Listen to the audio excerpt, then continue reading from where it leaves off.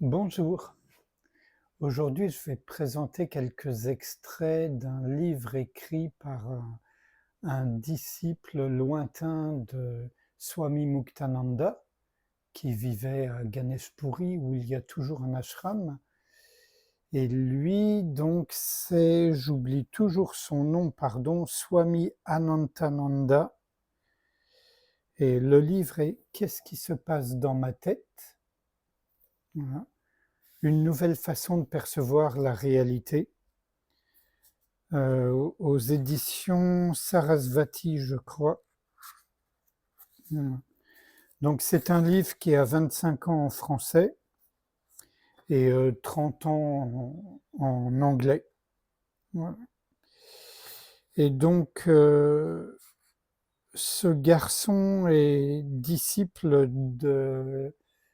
une disciple de Swami Muktananda qui s'appelle Sudvilasananda Gurumayi et qui, même si j'ai du mal à prononcer son nom, est très célèbre dans ce type d'approche. Un extrait de la 4e de couve. Comment calmer l'esprit? Comment cesser de vivre dans le monde irréel de nos pensées et de nos fantasmes? En comprenant les mécanismes mentaux à l'œuvre dans la vie quotidienne, il est possible de ramener notre attention au présent et de vivre dans un univers totalement nouveau. Je ne partage pas l'approche, mais c'est pas grave. Voilà. Donc, d'abord une citation du Maitri Upanishad. Chacun par ses pensées façonne son univers. On devient ce que l'on pense.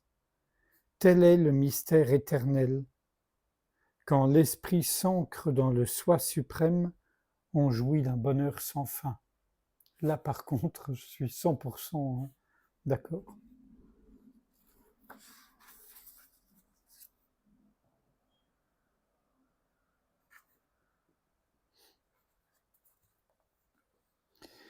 Muktananda écrit, donc Baba Muktananda écrit, nous avons tous la conscience de je. Elle existe tout naturellement en nous et elle est pure. Si nous laissons ce je tel quel, il est Dieu. Mais nous ajoutons toujours quelque chose à ce je et dès que nous le faisons, il se transforme en ego. Voilà la cause de tous nos ennuis. C'est vrai.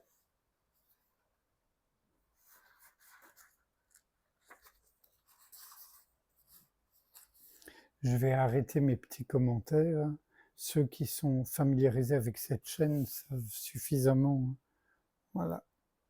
Un extrait de Sri Shankaracharya, voilà, on peut dire un des grands maîtres du Vedanta, de l'Advaita Vedanta. Donc, de même que vous ne vous identifiez pas à votre ombre, ni à votre reflet dans l'eau, ni au personnage que vous jouez dans vos rêves ou dans votre imagination, cessez de vous identifier à votre corps physique quand vous êtes éveillé.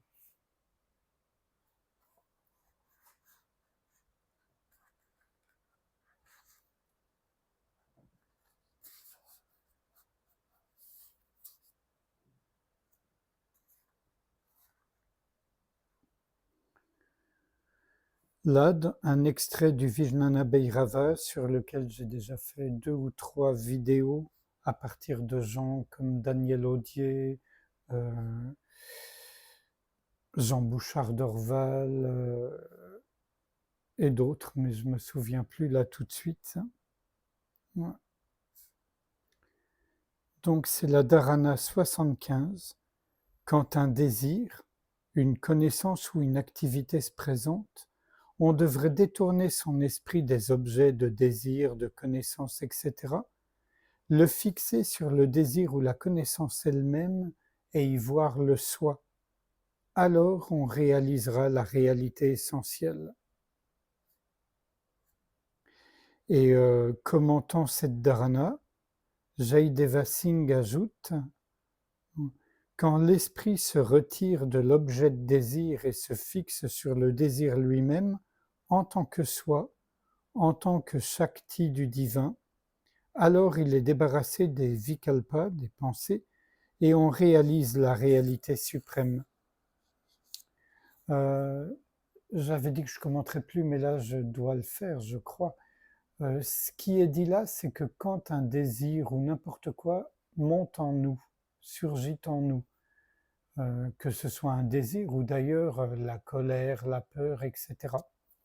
En général, quand on est identifié vraiment à l'ego, au mental, on a tendance à s'impliquer dans l'objet de cette peur ou de cette colère. Et là, le conseil qui est donné, qui est d'ailleurs strictement ce que recommandait Krishnamurti, sans se référer au moindre texte ou à la moindre approche, c'est de vraiment rester avec l'énergie de ce désir, de cette colère, de cette peur, sans l'alimenter d'images, d'imagination, d'interprétation, de pensée, juste être dans la qualité propre. Et alors, on voit le soi partout.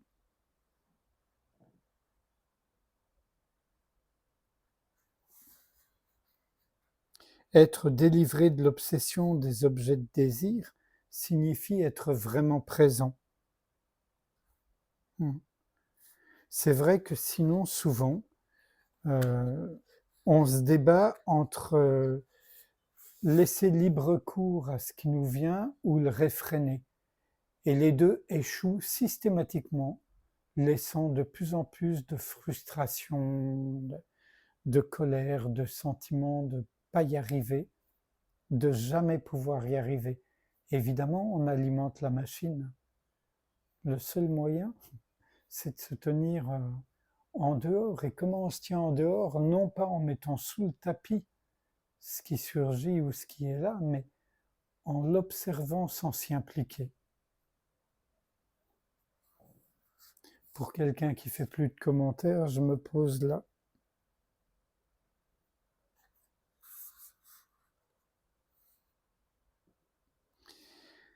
Alors, une des difficultés qui nous empêche réside dans le fait que nous n'avons pas conscience de la foi que nous possédons déjà. La foi étant un vécu et non pas une croyance.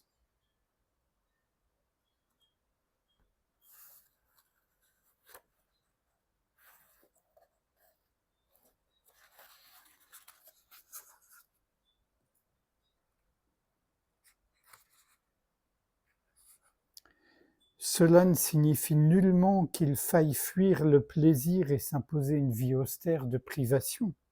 Cela signifie qu'il faut développer sa capacité à faire prévaloir ses intérêts supérieurs à long terme sur les distractions et plaisirs à court terme. Oh, bon, s'en remettre au soi est bien suffisant. Cesser d'accorder du crédit au désir et à ces objets est bien suffisant. Voilà de Muktananda. Reconnais la valeur de ton soi. Apprends à le connaître. Ne l'oublie jamais. Tu deviendras alors ton meilleur ami et tu seras capable de franchir l'océan du monde temporel. Et un tout dernier extrait. Les formes sont multiples, la lumière est une.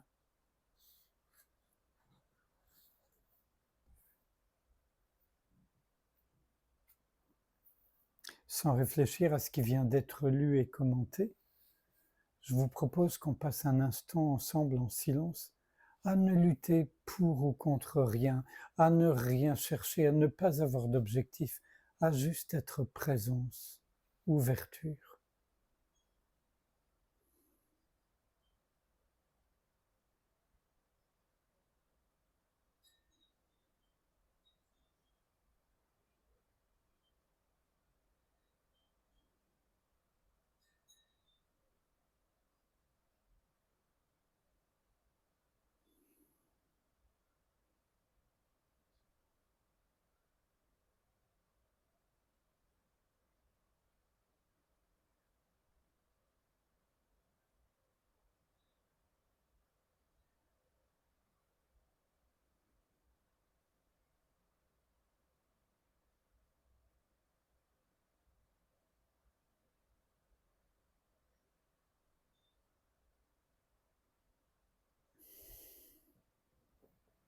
Je vous remercie.